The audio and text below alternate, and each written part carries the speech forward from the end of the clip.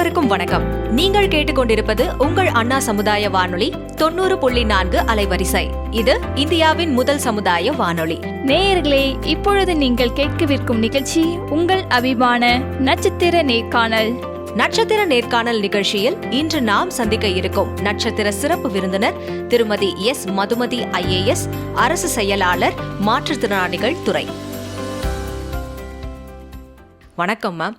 வணக்கம் மேம். இன்னைக்கு உங்களை சந்திக்கிறதுல எங்களுக்கு ரொம்ப மகிழ்ச்சி. இப்போது எல்லாருக்குமே IAS ஆஃபீஸர் ஆகணும், நிறைய பேருக்கு நிறைய சோஷியல் சர்வீஸ் பண்ணணும் அப்படின்ற ஆசையெல்லாம் இருக்குது. சில பேர் ஆசை இருக்கும், ஆனால் படிக்க மாட்டாங்க. இப்போ நீங்கள் பார்த்தீங்கன்னா வெவ்வேறு துறைகளில் சிறப்பாக செயலாற்றிட்டு வரீங்க. அந்த வகையில் பார்த்தீங்கன்னா உங்களை மாதிரியே வரணும்னு ஆசைப்படுற அந்த மாணவர்களாக இருக்கட்டும், பெண்களாக இருக்கட்டும், இல்லை சமுதாயத்தில் யாராக வேணா இருக்கட்டும், அவங்களுக்கு முதல்ல நீங்கள் எப்படி IAS எக்ஸாம் கிராக் பண்ணீங்க அப்படின்றத எங்களுக்கு சொல்கிறீங்களா? ரொம்ப நல்ல கேள்வி. இதில் என்னென்னா, IAS அப்படிங்கிறது ஏன் எல்லாரும் விருப்பப்படுறாங்கன்னா, ஒன்று நம்ம சர்வீஸ் பண்ணலாம், இன்னொன்று என்னென்னா பலதரப்பட்ட துறைகளில் நம்ம பணியாற்றக்கூடிய ஒரு வாய்ப்பும் நமக்கு கிடைக்குது. அப்போ நிறைய பேரை சந்திக்கலாம், நிறைய பேருக்கு நல்லது செய்யணும் அப்படிங்கிற ஒரு எண்ணமும் நமக்கு உருவாகும், அதற்கான வாய்ப்பும் நமக்கு கிடைக்கும். அதனால தான் IAS அப்படின்னு சொல்கிறாங்க. IASக்கு படிக்கணுன்னா நான் 5 வருஷம் படிக்கணும், 10 வருஷம் படிக்கணும் அப்படின்லாம் நினைக்கிறாங்க. அப்படியெல்லாம் இல்லை. உங்களுடைய மைண்ட் செட் நான் இப்போ இன்றைக்கி IAS தான் என்னுடைய குறிக்கோள் அப்படின்னு நீங்கள் நினச்சிட்டீங்க அப்படின்னா, அதற்கு ஆரம்பத்திலேருந்தே நீங்கள் தயாராகிக்கணும். எப்படி தயாராகிக்கணும் அப்படின்னு சொன்னால், முதல்ல உங்களை சுற்றி என்ன நடக்குது அப்படிங்கிற ஒரு விஷயம் உங்களுக்கு தெரிஞ்சு ஆகணும். நீங்கள் குதிரைக்கு முகப்படாமல் போட்ட மாதிரி போய்கிட்டு இருக்க முடியாது. நம்ம சுற்றி என்ன நடக்குது, அது நம்மளை எவ்வளவு தூரம் பாதிக்குது, அதை குறித்த உங்களுடைய எண்ணங்கள் என்ன, அதை எப்படி சரி செய்யலாம் அப்படிங்கிறதெல்லாம் நம்ம தெரிஞ்சுக்கணும். இப்போ எப்படி தெரிஞ்சுக்கலாம் அப்படின்னா, கண்டிப்பாக நாளிதழை படிக்க வேண்டியது ஒரு கட்டாயம். நாளிதழை சும்மா ஹெட்லைன்ஸை மட்டும் படிச்சுட்டு விட்டுடலாமா அப்படின்னா கூடாது. ஒரு நாளிதழில் எடிட்டோரியல் அப்படிங்கிறது தான் நமக்கு முக்கியமான ஒரு உயிர்ப்பான ஒரு விஷயம். அதில் என்ன சொல்கிறாங்க, அந்த ஆசிரியருடைய கருத்து என்ன, அந்த கருத்து என்னுடைய கருத்தோடு ஒத்தி போகுதா, இதை நான் ஆமோதிக்கிறேனா, இல்லை எனக்கு மாற்றுக்கருத்து இருக்கா, மாற்றுக்கருத்துனா அது நல்லதா, சமுதாயத்துக்கு நல்லதா, இப்படியெல்லாம் நம்ம சீர்தூக்கி பார்க்குறதுக்கு தெரிஞ்சுக்கணும். இது ஜஸ்ட் மனப்பாடம் பண்ணி நான் போய் அங்கே எழுதணும் அப்படிங்கிறது அல்லவே அல்ல. இப்போ ஒரு பேப்பர் எத்திக்ஸ் பற்றி இப்போ புதுசாக இன்ட்ரடியூஸ் பண்ணியிருக்கிறாங்க. அப்போ நான் என்னுடைய வேல்யூஸ் இதெல்லாம் எப்படி இருக்கும் அப்படிங்கிறத நம்ம கண்டிப்பாக பார்க்க வேண்டும். அந்த வேல்யூஸ்ன்னு சொல்கிறது ரொம்ப முக்கியம். என்னுடைய கருத்துக்கள் எப்படிப்பட்ட கருத்துக்கள், அது சமுதாய நோக்குடைய கருத்துக்களா, எல்லாருக்கும் பயனளிக்கக்கூடிய, அதுலேயும் ரொம்ப பாதிக்கப்பட்ட மக்கள் இருக்கக்கூடிய சமுதாயத்தில் கஷ்டப்படக்கூடிய மக்களுக்கு எந்த வகையில் நான் சிறப்பாக செயலாற்ற முடியும், அதற்கான திட்டங்கள் என்ன தற்போது நடந்து கொண்டிருக்கின்றது, அரசு திட்டங்களை இன்னும் செம்மையாக எப்படி நம்ம கொண்டு போய் சேர்க்கலாம், இப்படிங்கிற மாதிரியான சிந்தனைகள் எல்லாம் வரணும். அதாவது அவுட் ஆஃப் பாக்ஸ் திங்கிங்கை நீங்கள் வளர்த்துக்கணும். அதுக்கு நிறைய நிறைய நிறைய நிறைய ஜென்ரல் நாலேஜ் நீங்கள் வளர்த்துக்கிட்டிங்கன்னா நிச்சயமாக IAS exam is a cake walk, அப்படி தான் நான் சொல்லுவேன். ரொம்ப அற்புதமாக சொன்னீங்க மேம். இப்போ உங்களுடைய அந்த இந்திய குடிமை பணி அப்படின்றது அந்த எக்ஸாம் ஆரம்பித்தது எப்போ, எப்படி எழுதணும்னு உங்களுக்கு எப்போ தோணுச்சு? இன்ஃபேக்ட் எனக்கு ஆரம்பத்துலலாம் நான் எல்லோரும் இப்போ நம்ம தமிழ்நாட்டில் பார்த்திங்கன்னா ஒன்று டாக்டர் ஆகணும் அல்லது இன்ஜினியர் ஆகணும் அப்படிங்கிறது தான் பெரிய கனவாக எல்லாருக்கும் இருந்திருக்கும். அது மாதிரி நான் +1 +2 படிச்சுட்டு இருக்கும் பொழுது எனக்கு டாக்டர் ஆகணும், அந்த ஒயிட் கோட் போட்டுட்டு போகணும், அந்த ஸ்டெத்தை வச்சுக்கணும், எல்லாருக்கும் நம்ம இந்த உடம்பு சரியில்லாதவங்களெல்லாம் கவனிக்கணும், அப்படி மாதிரி ஒரு எண்ணம் தான் இருந்தது. அதை தாண்டி எனக்கு IAS குறித்த ஒரு கனவு அப்படிங்கிறது இல்லை. +2 முடிச்சுட்டு எனக்கு CMC வெள்ளூரில் கிடச்சிது. ஆனால் அந்த காலகட்டத்தில் அப்பா ஹாஸ்டல்லலாம் வேண்டாம், இங்கேயே ஏதாவது சேர்ந்து படிக்கலாம் அப்படின்னு சொல்லி ரொம்ப கட்டாயப்படுத்தினதுனால வேறு வழி இல்லாமல் எனக்கு ரொம்ப பிடிச்சது என்னென்னா பிளான்ட்ஸ். அப்போ அக்ரி எல்லாம் படிக்கணும்னு தோணலை, பாட்னி தான் சேர்ந்தேன். பிரசிடென்சி காலேஜில் நான் பாட்னி தான் சேர்ந்தேன். BSc முடித்தேன், MScயும் முடித்தேன்.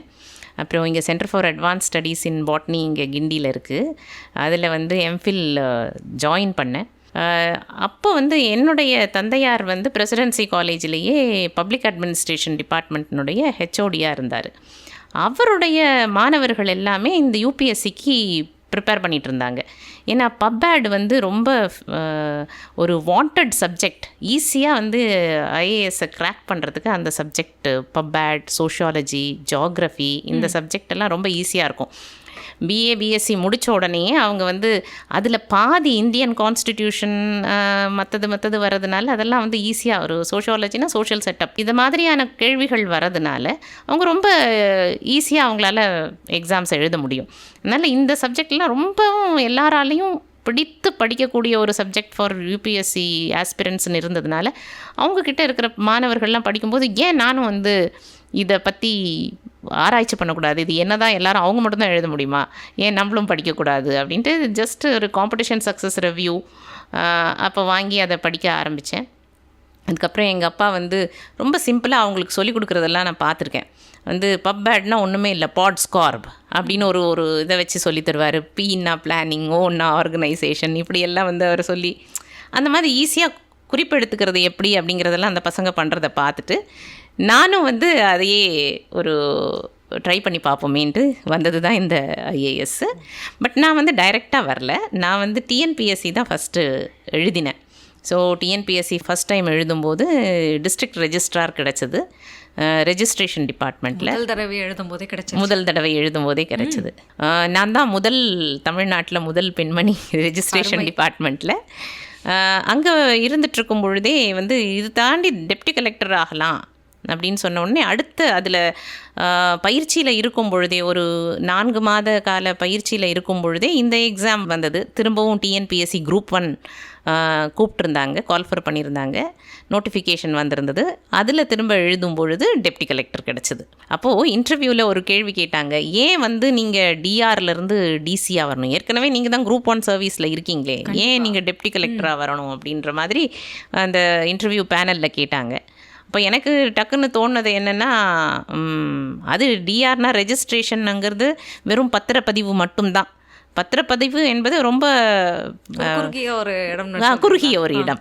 ஸோ அதில் வந்து மக்களை சந்திக்கிறதுங்கிறது அனைத்து விதமான பெருவாரியான மக்களை சந்திக்கிறதுக்கான வாய்ப்புகள் என்பது ரொம்ப குறைவு.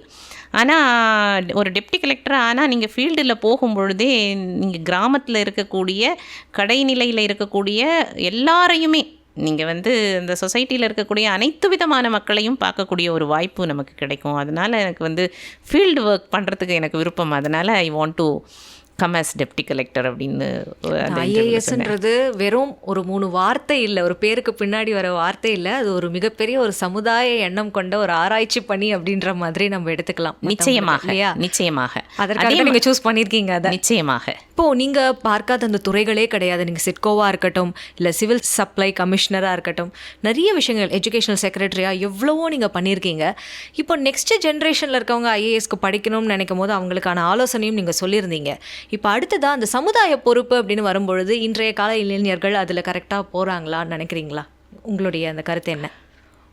இது ரொம்ப ஒரு சவாலான கேள்வி. நான் வந்து இன்றைய இளைஞர்கள் வந்து இந்த சமுதாய நோக்கு இல்லை அப்படின்னும் நம்ம வந்து முழுமையாக சொல்ல முடியாது. அதே நேரத்தில் எவ்வளவு தூரம் சமுதாய நோக்கோடு அவர்கள் செயல்படுகிறார்கள் அப்படிங்கிறதையும் நம்ம யோசித்து பார்க்கும் பொழுது அவர்களை வழி நடத்தி கொண்டிருப்பது என்ன அப்படிங்கிறத ஒரு கேள்வி நம்ம வந்து இந்த நேரம் நாமளே நம்ம கேட்டுக்க வேண்டிய ஒரு கட்டாயத்தில் இருக்கிறோம். நிறைய நேரம் பார்த்தாங்கன்னா அவங்களுக்குன்னு ஒரு ஹீரோ யார், இப்போ யாராவது ஒருத்தர் வழி நடத்தணும். ஒன்று நீங்கள் வந்து ஒரு இன்ஸ்பிரேஷனாக யாராவது ஒருத்தரை எடுத்துக்கலாம். இப்போ நீங்கள் சுதந்திர போராட்டத்து காலத்துலலாம் பார்க்கும் பொழுது நீங்கள் அங்கே வந்து ஒரு நேதாஜி சுபாஷ் சந்திர போஸ் இருந்தார், காந்திஜி இருந்தார், நேரு இருந்தாங்க, இந்த மாதிரி வல்லபாய் பட்டேல் இருந்தாங்க, இந்த மாதிரி யாரோ பெரிய ஆட்கள் இருந்தாங்க. அப்புறம் பெண்களுடைய விடுதலைக்காக ராஜாராம் மோகன் ராய், பாரதியார், இந்த மாதிரியான விஷயங்கள் எல்லாம் வந்தபோது உங்களுக்கு எந்த பக்கம் திரும்பி பார்த்தாலும் யாராவது ஒருத்தரை யாருக்காவது ஒன்று பிடிச்சி போய் அவங்கள வந்து அவங்க வழிகாட்டியாக எடுத்துக்கொண்டார்கள். ஆனால் இன்றைக்கி இது எல்லாருமே சாமானியர்கள் மாதிரி ஆக்கிட்டாங்க. சாமானியர்கள் மாதிரி ஏன் சாமானியர்களை ஒன்று தூக்கி வச்சுக்கிறாங்க அல்லது எல்லாரையுமே சாமானியர்களாக ஆகிடுறாங்க. எப்படி அப்படின்னு கேட்டிங்கன்னா அது வந்து நம்மளோட சோஷியல் மீடியா. சோஷியல் மீடியா ஒருத்தரை நினச்சதுன்னா தூக்கி வைக்குது, ஒருத்தரை நினச்சதுன்னா கீழே போட்டு மிதிச்சிருது. இப்போ இதை வந்து நம்ம இளைஞர்கள் கொஞ்சம் பகுத்தறிந்து பார்த்தா நிச்சயமாக அவங்க வாழ்க்கையில் ஒரு சரியான மென்டாரை அவங்களால தேர்ந்தெடுத்துக்க முடியுங்கிறது என்னுடைய கருத்து. அதை நோக்கி அவங்க பயணப்பட வேண்டும். அதுதான் என்னுடைய வேண்டுகோளும் கூட. நிறைய பேர் நம்மளை வந்து இதில் பெரிய ஹீரோவை தான் நம்ம தேடணும்னு இல்லை, நம்ம பக்கத்துலேயே இருக்கக்கூடியவங்க இருப்பாங்க. நம்ம அம்மா இருக்கலாம், அப்பா இருக்கலாம், நம்ம ப்ரொஃபஸர்ஸ் இருக்கலாம், நம்ம நண்பர்கள் இருக்கலாம், நண்பர்களுடைய அப்பா குடும்பத்தில் இருக்கிறவங்க இருக்கலாம். கண்டிப்பாக இந்த மாதிரி இருக்கிறவங்களையே வந்து நம்ம வாழ்க்கைக்கு ஒரு உதாரணமாக எடுத்துக்கணும். இன்றைக்கெல்லாம் பார்த்திங்கன்னா கல்வி என்பது ரொம்ப ரொம்ப முக்கியம். அது இருந்ததுன்னா வந்து நிச்சயமாக அது இளைஞியாக இருந்தாலும் சரி, இளைஞராக இருந்தாலும் சரி, வாழ்க்கையில் முன்னேறிடுவாங்க அப்படிங்கிறதுக்கு நம்ம சந்தேகமே இல்லாமல் நம்பலாம். கண்டிப்பாக ரொம்ப அற்புதமாக சொன்னீங்க மேம். இப்போ கல்வித்துறையிலும் நீங்கள் உங்களுடைய செயல்பாடுகள் எவ்வளவோ நிறைய திட்டங்கள் வந்து கொண்டு வந்திருக்கீங்க. அப்படி இருக்கும் பொழுது இந்த மாணவர்கள் சரியான ஒரு அணுகுமுறையில் தான் வளர்கிறாங்களா? இப்போ நீங்கள் சொன்னீங்க பாரதியாரை பார்த்து நம்ம வளர்ந்தோன்னா தைரியமாக எப்படி இருக்கணும், தீய செயல்களில் ஈடுபடாமல் எப்படி இருக்கணும், நல்லதை எப்படி பெருக்கணும் அப்படின்ற ஒரு புத்தி வந்துடும். இந்த மாதிரி ஒவ்வொரு சிறப்பான மனிதர்கள் இந்த இந்திய தேசத்தில் இருக்கிறாங்க. அவங்கள பார்த்தாலே இவங்களுக்கு நிறைய நல்ல விஷயங்கள் தெரியும், ஆனால் அவங்க அதை படிக்கிறதில்ல. அப்படி இருக்கும் பொழுது அவங்களுக்கு அந்த புத்துணர்ச்சியை கொண்டு வந்து இந்த தேச பாதையில் அவங்கள எடுத்துகிட்டு போகிறது அப்படின்றது யாருடைய பொறுப்புன்னு நினைக்கிறீங்க? பொறுப்பை வந்து இன்னொருத்தர்கிட்ட ஒப்படைக்கிறதுங்கிறது வந்து சரியா அப்படின்னு எனக்கு தெரியல. இது வந்து எங்கேருந்து ஆரம்பிக்கணும்னா ஒரு குடும்பத்திலேருந்து ஆரம்பிக்கணும். அப்பாவுக்கு பொறுப்பு இருக்குது, அம்மாவுக்கு பொறுப்பு இருக்குது. வெளியில் வந்த பின்னாடி ஃபஸ்ட்டு அந்த குடும்பத்தை விட்டு வெளியில் வந்த பின்னாடி ஆசிரியர்களுக்கு பொறுப்பு இருக்குது. அதற்கு அப்புறம் இந்த சமூகத்துக்கும் பொறுப்பு இருக்குது. ஸோ இந்த எல்லாருமே இன்னாருக்கு தான் பொறுப்பு, ஒருத்தருக்கு மட்டும்தான் பொறுப்பு அப்படிங்கிறத நம்ம வந்து அவங்க மேலே மட்டும் அந்த பாரத்தை நம்ம கொடுக்க முடியாது. ஒரு குழந்தைய வந்து முழுமையாக ஒரு மனிதனாக உருவாக்கணும் அப்படின்னா நிறைய ஃபேக்டர்ஸ் இருக்குது. அதில் முக்கியமாக வந்து முதல்ல ஃபேமிலி அப்படிங்கிறது ஒரு ஃபேக்டர். அந்த ஃபேமிலியில் வந்து எவ்வளவு தூரம் அப்பாவும் அம்மாவும், அதாவது நம்ம வந்து சிலரெல்லாம் ஜோக்காக கூட சொல்லுவாங்க, இந்த மாதிரி ஒரு மருந்து புட்டியை எடுத்தோம்னா அல்லது ஒரு ஃபார் எக்ஸாம்பிள் நூடுல்ஸ் பேக்கெட் எடுத்தால் கூட அதில் வந்து எப்படி அதை டைரக்ஷன்ஸ் ஃபார் யூஸ் அப்படிலாம் இருக்கும். எப்படி இதை பயன்படுத்தணும், எப்படி இதை வந்து செய்யணும் போகணும்னு வரும். ஆனால் ரொம்ப ஈஸியாக குழந்தைய பெற்றுக்கிறதுங்கிறது வந்து ரொம்ப ஈஸியாக செஞ்சிடுறாங்க. ஆனால் அந்த குழந்தையை எப்படி வளர்க்குறது அப்படிங்கிறதுக்கு வந்து எங்கேயும் டைரக்ஷன்ஸ் ஃபார் யூஸ் எங்கேயுமே கிடையாது. அதனால வந்து அந்த குழந்தை தானே வளர்ந்து கொள்ளுகிறது அல்லது இந்த மீடியா வளர்க்குது. இன்றைக்கெல்லாம் மொபைல் தான் குழந்தைய வளர்க்குது. ஸ்க்ராலிங் இல்லாமல் குழந்தைகள் இல்லை. கரெக்ட். ஏன்னா அப்பா அம்மா ரெண்டு பேருமே ரொம்ப பிஸி. அந்த பிஸிங்கிற வார்த்தை எல்லார்கிட்டையுமே ஒட்டிகிட்ருக்கு. அவங்க வந்து அவங்களுடைய பணிகளை எல்லாம் பார்த்து கொண்டிருக்கிறார்கள். ஆனால் குழந்தை வளர்ப்பில் வந்து கவனம் செலுத்துறது இல்லை. இது வந்து நம்ம சொன்னாலும் கூட ஒரு மாற்றம் இன்றைக்கி நடந்துகிட்ருக்கு. சிலரெல்லாம் வந்து தந்தை தாய் அவர்களுடைய பொறுப்பு என்ன அப்படிங்கிறத உணர்ந்து இந்த குழந்தைங்களை வந்து ஒரு லெஜெண்டாக கொண்டு வரணும் அப்படின்ற மாதிரியான முயற்சியிலும் இருக்கிறாங்க. அதில் ரொம்ப அதிதீவிரமாக போகும்பொழுது அந்த குழந்தை பருவம் என்பதையே தொலைக்கிற விஷயம் இருக்குது. எதுலேயுமே நடுநிலை இருந்தால் நல்லா இருக்கும் அப்படிங்கிறது என்னுடைய கருத்து. அடுத்ததாக நீங்கள் பார்த்தீங்கன்னா, நான் பள்ளிக்கல்வித்துறையில் இருக்கும் பொழுது நம்ம பார்க்கும் பொழுது எல்லா இடத்துலையும் ஒரு 70-75% மாணவர்கள் ஒரு சிறப்பான நிலையில் இருந்தாங்கன்னா, ஒரு 25-30% மாணவர்களுக்கு நிச்சயமாக ஒரு ஹேண்ட் ஹோல்டிங் தேவைப்படுது. ஏன்னா அவங்களுடைய குடும்ப சூழல், அவங்கக்கிட்ட இருக்கக்கூடிய வந்து அந்த சர்க்கம்ஸ்டான்சஸ், அது எதுலேருந்து அவங்க வராங்க, சூழ்நிலை, இதையெல்லாம் வந்து நம்ம வந்து பார்க்க வேண்டியிருக்கு. அதனால் இதை வந்து சாதாரணமாக one size fit for all அப்படிங்கிற மாதிரி நம்ம வந்து ஒரு விஷயத்தை சொல்ல முடியாது. அந்தந்த சூழ்நிலைக்கு ஏற்ற போல் அந்த மாணவர் நல்லா படிக்கிறாரு, நல்ல ஒழுக்கம் இருக்கின்றது, அதுதான் முதல்ல சொல்லணும். நம்ம ஒரு டிசிப்ளின் இருந்ததுன்னா வாழ்க்கையில் எல்லாத்தையுமே அச்சீவ் பண்ணிடலாம். இன்றைக்கி நான் காலையில் எழுந்து இன்றைக்கி நான் இந்த பாடங்களை படிக்கணும், சரியான நேரத்துக்கு பள்ளிக்கூடம் போகணும் அப்படிங்கிற அந்த டிசிப்ளின் இருந்தாலே எல்லாமே வந்து சரியாக நடந்துடும். ஸோ ஃபஸ்ட்டு டிசிப்ளின், கேரக்டர், அப்புறம் எஜுகேஷன். ஸோ இந்த மாதிரி அவங்க வந்து போகணும். இதை வந்து ஆசிரியர்களும் இதுக்கு வந்து உறுதுணையாக இருக்க வேண்டும். ஃபேமிலியும், தாய் தந்தையரும் இதுக்கு உறுதுணையாக இருக்க வேண்டும். ஒரு காலகட்டத்துக்கு அப்புறம் இது வந்து ஃபவுண்டேஷன் நான் சொல்லுவேன். ஒரு 14-15 வயதுக்கு அப்புறம் அந்த 10 பருவம் வரும்பொழுது அவர்களுக்கு சரியான வழிகாட்டி ஒரு நண்பரோ ஆசிரியரோ அல்லது அவர்களுடைய அருகாமையில் இருக்கக்கூடிய சிறந்த ஒரு வழிகாட்டியோ யார் இருக்கணும் அப்படின்னா, அப்போ புத்தகங்கள் வழிகாட்டியாக இருக்கலாம் கண்டிப்பாக.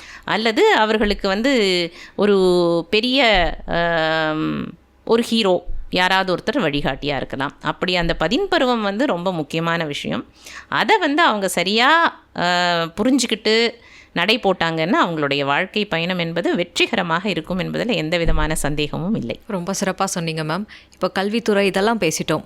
உங்களுடைய திட்டங்கள் நிறைய நம்ம தமிழ்நாட்டுக்கு நீங்கள் செஞ்சுருக்க போது ஸ்மார்ட் கார்டு அதை நீங்கள் தான் வந்து இனிஷியேட் பண்ணியிருக்கீங்க. அதை பற்றின விஷயங்கள் எங்களோட பகிர்ந்துக்க முடியுமா? இப்போ இந்த ரேஷன் கடையெல்லாம் சொல்கிறோம், அது வந்து civil supplies department, commissioner civil supplies department, food and cooperation கீழே வருது. அதில் வரும்பொழுது நான் அந்த பணிக்கு போகும்பொழுது அப்போ தான் அந்த ஸ்மார்ட் கார்டு இன்ட்ரடியூஸ் பண்ணலாம் அப்படின்னு ஒரு திட்டம் வகுத்திருந்தாங்க. அதுக்கான அரசாணையெல்லாம் வெளியிட்டு அதுக்கு வந்து அடிப்படையான விஷயங்களெல்லாம் நடந்துக்கிட்டு இருந்தது. அங்கே வந்து ஒரு 3 வருடம் பணியாற்றுகின்ற காலத்தில் இந்த கணக்கெடுப்பு முதல்ல வந்து யார் யார் இருக்கிறாங்க அவங்களெல்லாம் வந்து நம்ம ஃபஸ்ட்டு கேப்சர் பண்ணணும். அப்புறம் ஒருத்தரே வந்து நமக்கு இந்த கார்டு விஷயத்தில் என்ன பிரச்சனைனா, ஒருத்தரே 2 கார்டு வச்சுக்கிறது, ஒருத்தரே ஒரு கார்டுலேயே 4 பேர் 5 பேர் இல்லாதவங்களெல்லாம் சேர்த்துக்கிறது, இறந்தவர்கள் பெயர் இருக்கிறது, அந்த மாதிரியான குளறுபடிகள் நிறையவே குளறுபடிகள் இருந்தது. அப்போ தான் அந்த ஆதார் இணைத்து அவர்களுக்கு வந்து கார்டு கொடுக்கணும் அப்படின்ற ஒரு ஐடியாவில் தான் இந்த ஸ்மார்ட் கார்டு உருவானது. அப்போ அந்த ஸ்மார்ட் கார்டு வந்து ஒரு சேலஞ்சு தான். ரொம்ப சிறப்பாக அந்த பணியை நம்மளால் ஒரு டீம், எனக்கு நல்ல டீம் ஒன்று அமைந்தது, நல்ல அந்த பணியை சிறப்பாக செய்ய இயன்றது. கிட்டத்தட்ட 3 கோடி, எனக்கு சரியான ஞாபகம் இல்லை, அத்தனை கார்டு வந்து நம்ம வந்து தயார் பண்ணி விநியோகம் பண்ணது பண்ணினோம் நாங்கள். அதில் வந்து இந்த மாதிரி குளறுபடிகள் எல்லாம் களைவதற்கான ஒரு முயற்சியாக அது இருந்தது. இன்றைக்கும் அதை தான் நம்ம வந்து ஃபாலோ பண்ணிகிட்ருக்குறோம். ஆமாம், அது சிறப்பாக நடந்துட்டுருக்கு. கண்டிப்பாக முதல்லலாம் வந்து ஒரு ரேஷனில் போய் பொருள் வாங்குறோன்னா எவ்வளோ பொருள் வாங்குகிறோம், எந்த எண்ணிக்கை எதுவுமே தெரியாது. இப்போ ஸ்மார்ட் கார்டு மூலமாக கைரேகை வச்சு இந்த நபர் தான் வாங்குறாங்க அப்படின்னு எந்த ஒரு குளறுபடியும் இல்லாமல் சிறப்பான சேவை மக்களுக்கு போய் சேருது. இப்போ அதில் உங்களுடைய பங்கீடு இருக்குது அப்படின்ற போது கேட்குற எல்லா நேயர்களுக்குமே வந்து ரொம்ப சந்தோஷமாக இருக்கும் மேம். இப்போ நம்ம குழந்தைகள் வளர்ப்பு இது குறித்து நிறையா நீங்கள் பேசிட்டு இருந்தீங்க. இப்போது பெண் சுதந்திரம் அப்படின்னு நம்ம எடுத்துட்டோம் அப்படின்னா இன்றைக்கி பெண்கள் சுதந்திரமாக தான் இருக்காங்க, ஓகேவா? ஆனால் ஒரு ஃபெமினிசம் அப்படின்ற ஒரு வார்த்தை வரும்பொழுது அதில் அவங்க சரியாக அதை புரிஞ்சுக்கலையோ அப்படின்ற ஒரு சின்ன ஒரு ஐயம் இருக்குது. ஸோ ஃபெமினிசம் உங்கள் பார்வையில் இந்த கேள்வியை எப்படி எதிர்கொள்கிறது? அதாவது எனக்கு ஃபெமினிசம் அப்படிங்கிற வார்த்தையினுடைய முழு அர்த்தம் நம்மளுடைய இன்றைய கால பெண்கள் புரிஞ்சுக்கிட்டாங்களா அப்படிங்கிறதே தெரியல. நிறைய விஷயங்களில் ஒரு குடும்பம் அப்படிங்கிறது வந்து இன்றைக்கி தேதியில் நம்ம சமூகத்தில் கொஞ்சம் கொஞ்சமாக அந்த டிஸ்இன்டகிரேஷன் நடந்துக்கிட்டு இருக்குது. அது வந்து சுக்கு நூறாக பிரிந்து போய் கொண்டிருக்கிறது. குடும்ப அமைப்பே வந்து கொஞ்சம் மாறிக்கிட்டு இருக்கு இன்றைக்கி தேதியில். அது வந்து நான் இன்றைக்கி படிச்சிருக்கேன், நான் படித்ததுனால வந்து ஒரு பதவிக்கு வந்துட்டேன், அதனால் நான் வந்து இந்தந்த வேலைகளை தான் செய்யணும், இப்படித்தான் நான் இருக்கணும் அப்படிங்கிற மாதிரி அவங்க வந்து ஒரு தனக்குள்ளேயே ஒரு வரையறையை கொண்டு வந்துக்கிட்டாங்க. அப்படின்னா அந்த காலத்துலலாம் யாரும் படிக்கலையா? சங்க காலத்தில் படிக்கலையா? ஔவையார் இருந்தாங்க. சங்க காலத்தில் வந்து புலியையே வந்து உங்களுக்கு வந்து முரத்தால் வந்து வீரப்பெண்மணிகள் இருந்தாங்க. குதிரை ஏறி போராடிய ஜான்சி ராணிகள் இருந்தாங்க. அப்போ அவங்கெல்லாம் படிக்கலையா? அவங்களுக்கான கடமைகள்னு எதுவுமே இல்லையா? அப்போ அவங்க வந்து வெறுமை இந்த போர் புரிய போகிறோம், அல்லது நான் கதை எழுத போகிறேன், அல்லது நான் வந்து கவிதை எழுத போகிறேன், இதை மட்டும்தான் நான் செய்ய போகிறேன் அப்படின்னு உட்காந்துருந்தாங்களா? அப்படிங்கிறதெல்லாம் நமக்கு வந்து நாமளே நம்ம கேட்டுக்கிட்டால் வந்து ஃபெமினிசம் என்ன அப்படிங்கிறது தெரிஞ்சிடும். இப்போ நிறைய பேர் என்ன நினச்சிக்கிறாங்க, நான் படிச்சுட்டேன், வெளியில் வேலை செய்கிறேன், அதனால் எனக்கு வந்து குழந்தை வளர்ப்பில் எந்த விதமான இதுவும் ரிலேஷன்ஷிப்ஸில் வந்து ரொம்ப காம்ப்ரமைஸ் பண்ணிக்கிறாங்க. கண்டிப்பாக எனக்கு எதிரில் இருக்கிறவர், என் கணவர் அல்லது என்னுடைய மனைவி அல்லது என்னுடைய குடும்பத்தில் இருக்கின்ற நபர்கள், அவர்களுக்கான நான் வந்து ஒரு அன்பு செலுத்துவதே கூட ஒரு ஃபெமினிசமில் வந்து அதுவே என்னுடைய நெகட்டிவ். நான் வந்து அன்பு செலுத்திட்டா கூட என்ன நானே வந்து வலிமை இழக்க செய்கின்றவர்களாக ஆகிக்கிறோனோ, ஒரு சர்வாதிகாரி மாதிரி இருக்கணும்னு நினைக்கிறாங்க அப்படின்னு நினைக்கிறாங்க. அது வந்து அன்பு செலுத்துவது என்பது யாரால் முடியும் அப்படின்னா ஒரு பெண்ணால் மட்டும்தான் முடியும்.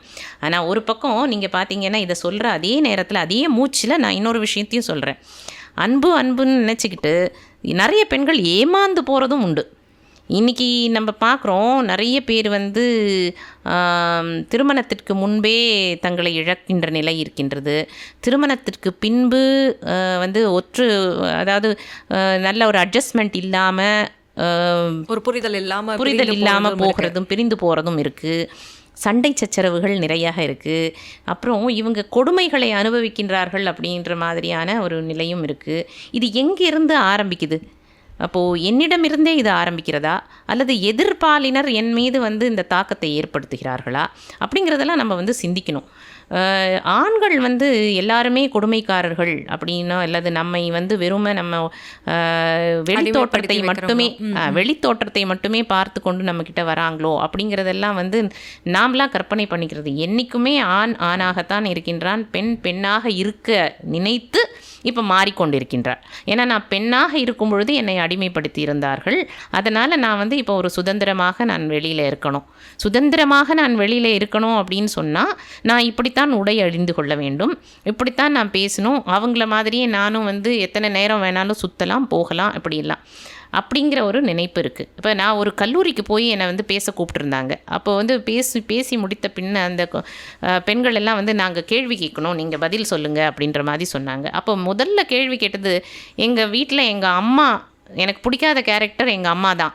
வந்து என் அண்ணனை வந்து நைட்டு 9 மணி 10 மணி ஆனாலும் நீ வீட்டுக்கு வந்தால் பரவாயில்லங்கிறாங்க, என்னை வந்து 7 மணிக்குள்ளார வீட்டுக்கு வான்றாங்க, அவன் மட்டும் என்ன ஸ்பெஷலா அப்படின்னு சொல்லி அந்த பெண் கேட்டாள். அப்போ நான் சொன்னேன், 9 மணி 10 மணி வரையிலும் உங்களுக்கு வெளியில் என்ன வேலை இருக்குது? ரெண்டு பேருக்குமே இருபாலினருக்கும் என்ன வேலை இருக்குது அப்படின்னா, இந்த பெண் என்ன சொல்கிறான்னா, சும்மா ஃப்ரெண்ட்ஸோடு போவேன், என் அண்ணனும் ஃப்ரெண்ட்ஸோடு போயிட்டு வர்றான், அவன் கம்ப்யூட்டர் கிளாஸ் போகிறான், கம்ப்யூட்டர் கிளாஸ் போய் முடிச்சுட்டு அவன் வந்து சுற்றிட்டு வர்றான், அதனால் நானும் அந்த மாதிரி ஏன் பண்ணக்கூடாது அப்படின்னா, அதில் என்ன வந்து உனக்கு சுகம் இருக்கின்றது, அல்லது அதில் என்ன உனக்கு வந்து ஆசை இருக்கின்றது, அது எவ்வளவு தூரம் உனக்கு வந்து ஒரு சேஃபான இடமாக நீ கருதுறேன்னு. என் அண்ணனுக்கு சேஃப்னா எனக்கும் சேஃப் தானே, அவன் போய் சுற்றும் போது ஏன் நான் சுற்றக்கூடாது அப்படின்னா, இது சுற்றுவது முக்கியம் அல்ல, நம்ம சுற்றி இருக்கிறவர்கள் சரியானவர்களா அப்படிங்கிறதையும் நம்ம பார்க்கணும். சரியாக சொன்னீங்க. இங்கே தான் வந்து நம்ம தப்பு பண்ணுறோம். எனக்கு வந்து சேஃப்டி அப்படிங்கிறத எதை நினைக்கிறேன் அப்படின்னா, என்னை நான் பாதுகாத்து கொள்ளக்கூடிய உடல் வலிமை எனக்கு இருக்கின்றதா. அப்போ மெல்லியலால் அப்படின்னு எல்லாம் சொல்லும் பொழுதெல்லாம் நீங்கள் வந்து சிரிச்சுக்கிறீங்க, சந்தோஷப்பட்டுக்கிறீங்க அப்படின்னா, physically we don't have that much strength. அந்த ஃபிசிக்கல் ஸ்ட்ரென்த் நமக்கு இல்லாத போது, நமக்கு ஏதாவது ஒரு தீமை நடக்கின்ற ஒரு சூழல் ஏற்படும் போது நம்மை நாமே காப்பாற்றி கொள்ள முடியுமா அப்படிங்கிறது தான் இங்கே ஒரு கேள்வி. அப்போது ராத்திரியெல்லாம் சுற்றினா வந்து அது சுதந்திரம் அப்படின்னா அது சரியல்ல. என்னை பொறுத்தவரையிலும் அது வந்து சரியான ஒரு அணுகுமுறையாக இருக்காது. என்ன சுதந்திரம், என்ன ஃபெமினிசம் அப்படின்னா, படித்ததை அதை வந்து பகுத்தறிஞ்சு பார்க்கணும். நான் படிச்சிருக்கேன், இது வந்து எனக்கு எவ்வளவு தூரம் உபயோகமாக இருக்கும், கண்டிப்பாக என்னை நான் எப்படி உயர்த்தி கொள்ளணும்னா வெறும்னா நான் வேலையில் இருக்கிறேன், எனக்கு சம்பாத்தியம் பண்ணுறேன் அப்படிங்கிறதல்ல. ஒரு தனி மனுஷியாக நான் எப்படி உயர்ந்து நிற்கலாம், என்னோடய கேரக்டரில் நான் எப்படி உயர்ந்து நிற்கலாம், மற்றவர்களுக்கு நான் எப்படி ஒரு வழிகாட்டியாக இருக்கலாம், என்னை அன்பு செலுத்தி அதன் மூலமாக எத்தனை பேரை நான் ஆட்கொள்ளலாம், இதெல்லாம் வந்து ரொம்ப முக்கியமான விஷயம். இதெல்லாம் நம்ம கோட்டை விட்டுட்டு, நான் வெளியில் போகிறேன், நான் இந்த மாதிரி ட்ரெஸ் பண்ணிக்கிறேன், நான் சம்பாதிக்கிறேன், ஆனால் சம்பாதிக்கிறத நீங்கள் சேர்த்து வைக்கிறீங்களா? எவ்வளவு பெண்களுக்கு வந்து ஃபினான்ஷியல் லிட்ரஸி இருக்குது? இல்லை, இன்றைக்கி ஆண்களுக்கும் இல்லை, பெண்களுக்கு சுத்தமாகவே இல்லை. இன்றைக்கி செலவாளிகளாக தான் இருக்கும். செலவாளிகளாக வெறும் ஒரு கன்சியூமரிஸ்ட் சொசைட்டியை தான் நம்ம சுற்றி உருவாக்கி, அந்த செலவு கூட இன்னொருத்தவங்க நம்மளை மதிக்கணுன்றதுக்காக தான் செலவு பண்ணுறோமே, நமக்குன்னு இல்லை. கரெக்ட், அது ரொம்ப சரியாக சொன்னீங்க. நமக்குன்னு நாம் வந்து இந்த செலவு சரிதானா, என்னுடைய ஃபினான்ஷியல் கோல் என்ன அப்படிங்கிறதெல்லாம் நம்ம இன்னும் வந்து படித்த பெண்கள் வந்து அதை பற்றி இன்னும் சிந்திக்கவே இல்லை. இன்றைக்கி நான் வந்து எனக்கு பிடிச்சிருக்கு, இல்லை என் ஃப்ரெண்டு பண்ணிகிட்ருக்கா, இல்லை யாரோ ஒன்று சொல்லிட்டாங்க, இதுக்காக நான் வந்து எதையாவது ஒன்று வந்து வாங்கணும் அப்படிங்கிற மாதிரியான ஒரு மனோநிலையில் இருக்காங்க. இதிலேருந்து மாறணும். எப்படி அவர்கள் வந்து வாழ்க்கையில் ஒரு நிலைக்கு வரணும், நான் படிக்கணும், அப்போ எஜுகேஷ்னல் கோல்ஸ் இருந்தது இல்லையா, அதே மாதிரி அவங்களுக்கு எஜுகேஷ்னல் கோல்ஸ் மட்டும் அல்லாமல் ரிலேஷன்ஷிப் கோல்ஸ் வேண்டும், கேரக்டர் கோல்ஸ் வேண்டும், அதற்கப்புறம் வந்து செல்ஃப் இவாலுவேஷன் பண்ணிக்கணும். ஃபினான்ஷியல் கோல்ஸ் வேணும். இதெல்லாம் இருந்ததுன்னா நிச்சயமாக அந்த ஃபெமினிசம் அப்படிங்கிறத வந்து நம்ம தூக்கி வச்சு கொண்டாடலாம்.